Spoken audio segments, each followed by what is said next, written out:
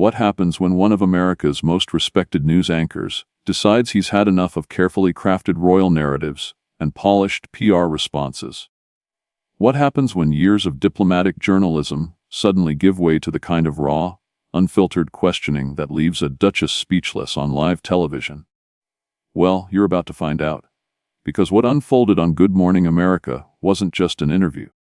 It was a masterclass in journalistic integrity that left viewers across the nation picking their jaws up off the floor.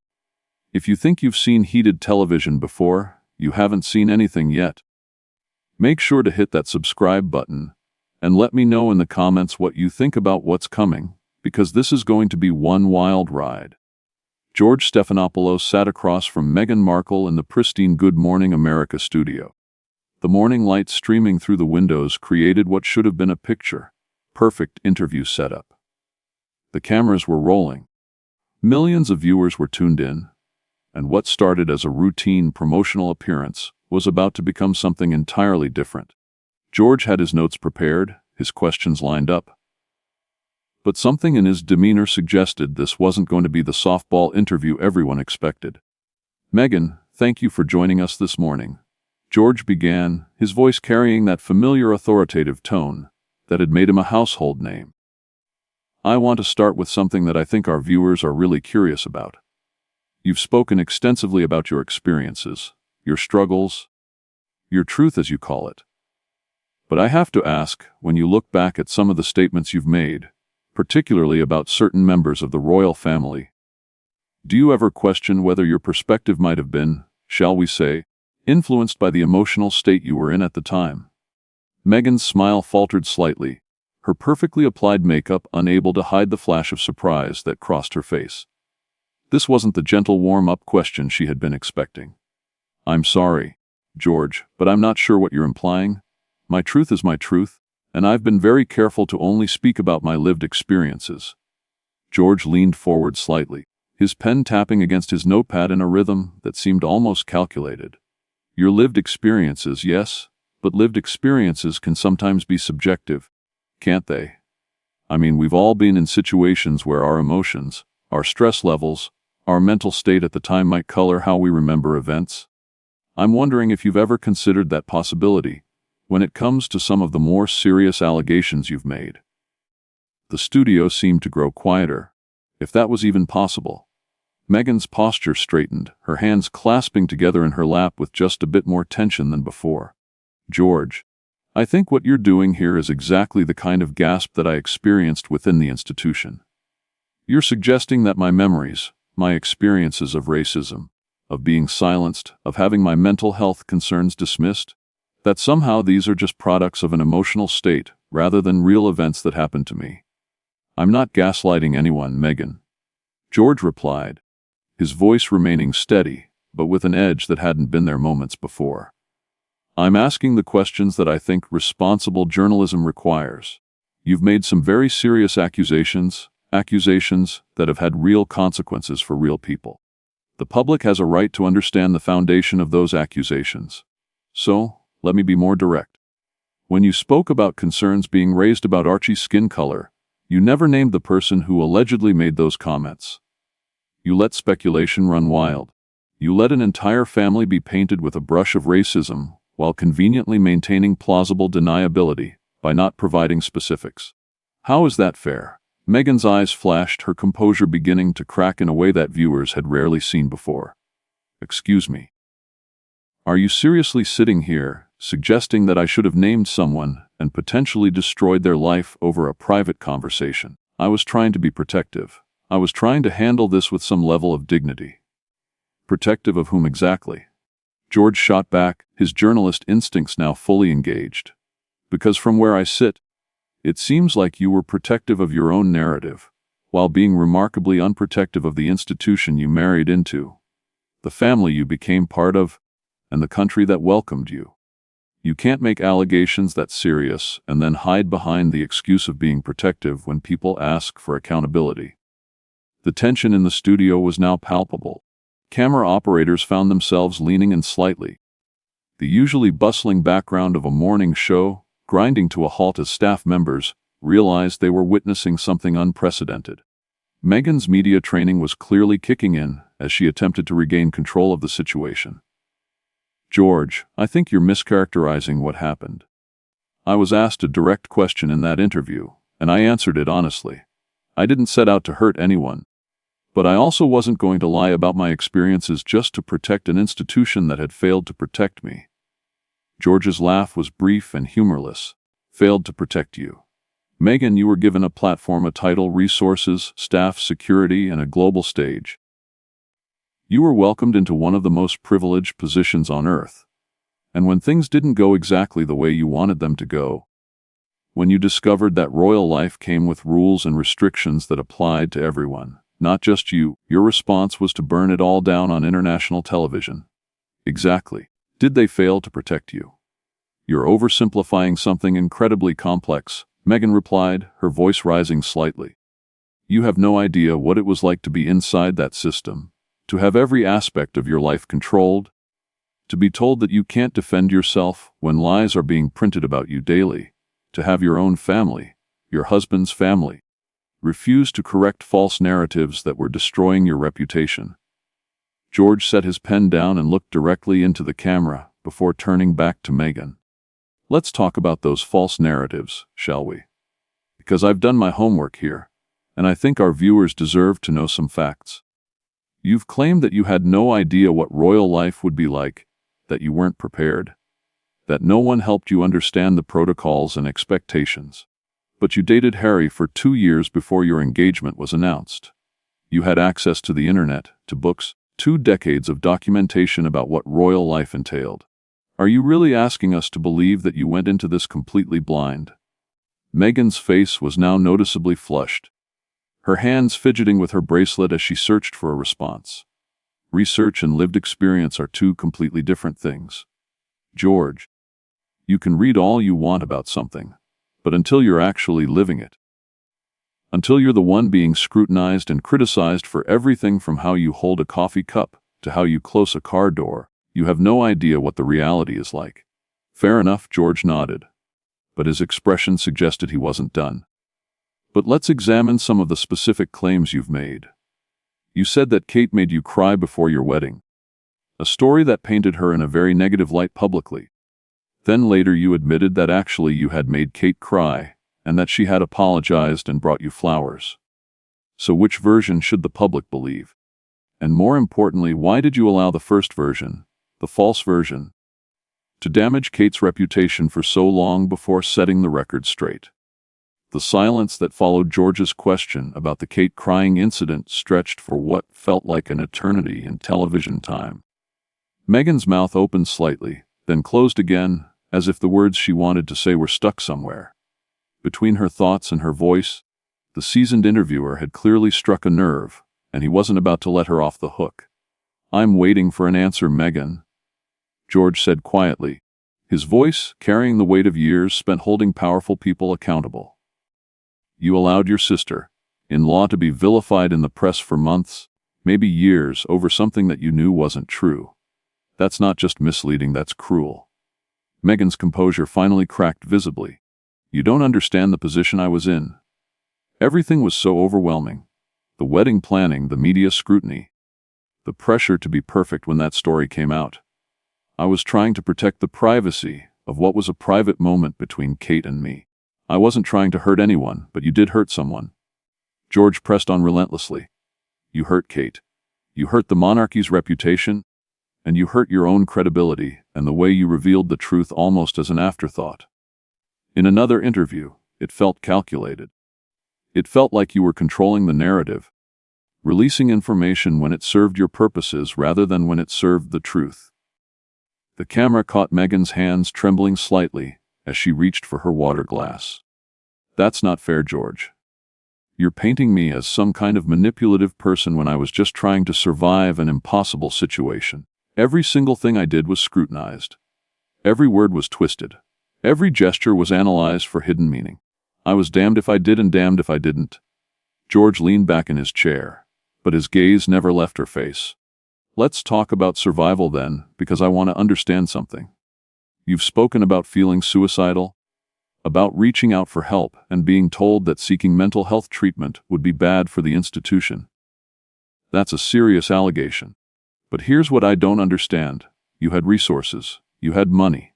You had a husband who loved you. Why didn't you just go get help anyway? Why did you need permission from an institution to take care of your mental health? Meghan's eyes flashed with anger now, any pretense of diplomatic politeness evaporating. Because you don't understand how that family works. You don't just do things without approval. Everything has to go through proper channels. Everything has to be vetted. Everything has to be approved by people who are more concerned about headlines than they are about human beings. So, you're saying you chose to suffer rather than risk upsetting the establishment. George's voice carried a note of incredulity. You chose to put your mental health, potentially your life, at risk rather than just walk into a therapist's office. That doesn't sound like the strong, independent woman you've portrayed yourself to be in other contexts. The studio lights seemed to grow hotter as Meghan shifted uncomfortably in her seat. You're oversimplifying something incredibly complex. When you're in that system, when you're part of that machine, you lose yourself. You lose your agency. You become so dependent on their approval, their guidance, their protection that you forget you have other options. George nodded slowly, but his expression remained skeptical. And yet, when it came to other decisions, you seemed to have no problem acting independently. You continued working with your patronages despite reported guidance to step back. You maintained relationships with friends they allegedly disapproved of. You wore outfits that reportedly went against protocol, so clearly you were capable of independent action when it suited you. Those are completely different situations. Meghan shot back, her voice rising in frustration. Supporting charities and choosing my own friends are hardly the same as seeking mental health treatment. One affects the monarchy's image. The other affects my personal well-being. But that's exactly my point, George said, his voice growing stronger. You made choices based on what you wanted to do when it came to smaller things. But you claim you had no choice when it came to something as important as your mental health. It sounds like you're picking and choosing when to play the victim and when to play the independent woman. The accusation hung in the air like a physical presence. Meghan's face went through a series of expressions: shock, anger, indignation, before settling into something harder, more defensive than anything viewers had seen from her before. How dare you, she said quietly, but with unmistakable venom. How dare you sit there and question my mental health struggles? You have no idea what it's like to be so broken, so lost that you can't see a way forward. You have no idea what it's like to feel trapped in a system that views you as a problem to be managed rather than a person to be supported. George didn't flinch. You're right. I don't know what that feels like, but I do know what accountability looks like. And I know what responsibility looks like. And what I'm seeing here is someone who has made a career out of playing the victim while simultaneously wielding enormous influence and power. You can't have it both ways. Meghan, a career out of playing the victim. Meghan's voice was incredulous. No, I left everything behind. I gave up my career, my independence, my life in America, my friends, my family relationships. I sacrificed everything to try to make that marriage and that role work. And when it became clear that it was destroying me, I made the incredibly difficult decision to leave. How is that playing the victim? George picked up his pen again, tapping it against his notepad in that same calculated rhythm. You left, yes, but you didn't leave quietly. You didn't leave with dignity or discretion. You left with a series of explosive interviews, a Netflix deal, a book deal, and a campaign to completely rewrite the narrative of your time in the royal family. You turned your departure into a business opportunity and a public relations campaign. That doesn't sound like someone who just wanted to quietly rebuild their life. The camera operators were now capturing every micro-expression, every slight shift in body language. Meghan's jaw was tight, her shoulders rigid as she struggled to maintain some semblance of composure in the face of George's relentless questioning. We had to tell our story because lies were being told about us, she said through gritted teeth. We had to set the record straight because the palace was allowing false narratives to flourish while refusing to defend us when we were being attacked unfairly. Set the record straight. George's eyebrows rose. or create a new record that better served your purposes. Because I've noticed something interesting about your storytelling, Meghan. The details seem to change depending on the audience and the context. The story evolves, new elements get added, old elements get quietly dropped. That's not setting the record straight. That's narrative management. The tension in the room had reached a breaking point. Meghan's hands were now visibly shaking, her breathing slightly labored as she realized that this interview had become something entirely different from what she had expected. George, sensing her vulnerability, wasn't about to let up. "Let me ask you something else, Meghan," George continued, his voice now carrying the full authority of decades in journalism. "You've built your post-royal brand on authenticity, on truth-telling, on being a voice for the voiceless. But I have to wonder, how authentic can someone be when their story keeps changing? How much truth-telling is actually happening when key details are omitted or altered depending on what serves your narrative best?" Meghan's face was flushed now, her carefully applied makeup unable to hide the stress and anger radiating from every pore. "My story hasn't changed, George. What's changed is my willingness to protect people who never protected me. What's changed is my understanding that staying silent to preserve someone else's reputation, while my own was being destroyed, was a mistake." "So now we're getting to the heart of it," George said, leaning forward with the intensity of a prosecutor making his closing argument. "This isn't about truth. This isn't about healing. This isn't about moving forward. This is about revenge. This is about making sure that if you were going to suffer, everyone else was going to suffer." The accusation hit like a physical blow. Meghan's mouth fell open, her eyes widening with a mixture of shock and fury that was impossible to hide. "Revenge? You think this is about revenge? You think I put myself through years of public scrutiny, criticism, and hatred for revenge? I think you put yourself through years of public scrutiny because it was profitable." George shot back without hesitation. "I think you discovered that being a victim, being wronged, being the underdog fighting against the powerful institution, that story sells. It sells books, it sells Netflix shows, it sells speaking engagements, and it sells sympathy. And the more dramatic the story, the more it sells." Meghan stood up abruptly, her chair scraping against the floor, with a sound that echoed through the suddenly silent studio. "I don't have to sit here and listen to this character assassination. You invited me here under false pretenses, pretending this was going to be a normal interview when clearly you had an agenda from the moment I walked in." George remained seated, his calm demeanor a stark contrast to her agitation. "One invited you here to have an honest conversation, something that seems to be in short supply whenever you're involved. Sit down, Meghan." "We're not finished," she replied. But something in George's tone, some note of authority that brooked no argument, made her hesitate. The power dynamics in the room had shifted completely. "Sit down," George repeated, his voice quieter but somehow more commanding. "Because I have one more question, and I think our viewers deserve an answer." Meghan remained standing for a moment longer, her internal struggle playing out across her face as she weighed her options. Finally, reluctantly, she sank back into her chair, but her posture remained rigid, defensive. "Here's what I want to know," George said, his voice now carrying a tone of finality. "If everything you've said is true, if you were really as mistreated, as silenced, as discriminated against as you claim, why didn't you document any of it? Why are there no emails, no recordings, no contemporaneous notes, no witnesses willing to go on record in an institution with hundreds of employees, countless interactions, endless protocols and procedures? How is it possible that your experiences of systematic mistreatment left no paper trail whatsoever?" The question hung in the air like a sword waiting to fall.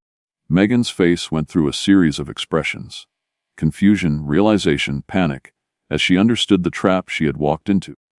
This wasn't just about inconsistencies in her story anymore. This was about the fundamental credibility of her entire narrative. "That's not how these things work," she stammered, her media training finally abandoning her completely. "These conversations, these incidents, they happen in private. People don't record everything. They don't take notes on every microaggression, every moment of exclusion. But they do take notes on policy decisions," George pressed. "They do keep records of official guidance. You're telling me you asked for mental health support and were officially denied, but there's no record of that request, or that denial anywhere in the palace files. You're telling me there were official concerns raised about your child's skin color, but no one wrote down what was discussed or decided. Meghan's hands were shaking visibly. Now her voice becoming smaller, less confident. You're trying to turn this into some kind of legal proceeding, when these were personal family matters. Not everything happens through official channels. Family matters. George's voice rose for the first time during the interview. Meghan, you made these allegations on television to millions of people. You accused the royal family of racism, of neglect, of institutional cruelty. You can't claim these were private family matters when you chose to make them public accusations. And when you make public accusations of that magnitude, the public has a right to expect proof. The studio was dead silent, except for the hum of cameras and lighting equipment. Every person present seemed to understand they were witnessing something unprecedented. A complete dismantling of a carefully constructed public persona. I have proof, Meghan said quietly, but her voice lacked conviction. I have my lived experience, I have my truth. George shook his head slowly, almost sadly. Your lived experience isn't proof, Meghan. Your truth isn't the same as the truth. And what we've seen here today, what our viewers have witnessed, is someone who has built a career on victimhood, who has monetized pain and suffering, both real and imagined, and who has been willing to destroy relationships, reputations, and institutions to maintain that profitable narrative. Meghan looked directly into the camera for the first time since the questioning had intensified. Her eyes desperate, pleading, "That's not who I am. That's not what this is about. I never wanted any of this to happen, but it did happen," she replied with finality. "And you made sure it happened very publicly, very dramatically, and very profitably. The question now is whether the American public, whether people around the world, are going to continue to buy what you're selling, or whether they're going to start asking the same questions I've asked here today." As the interview concluded, the cameras captured one final image. Meghan sitting in stunned silence, her composure completely shattered. While George Stephanopoulos looked directly into the camera with the satisfaction of a journalist who had done exactly what journalism is supposed to do: hold the powerful accountable, no matter how sympathetic their story might appear on the surface. The interview that was supposed to be a routine promotional appearance had become something entirely different. A masterclass in tough questioning that left viewers across the nation talking, debating, and questioning everything they thought they knew about one of the most famous women in the world. What did you think of this intense confrontation? Do you believe George Stephanopoulos crossed a line? Or was this exactly the kind of tough journalism we need more of? Let me know in the comments below. And make sure to subscribe, because we're going to be breaking down every moment of this incredible interview in our next video. What other celebrities do you think need to face this level of scrutiny?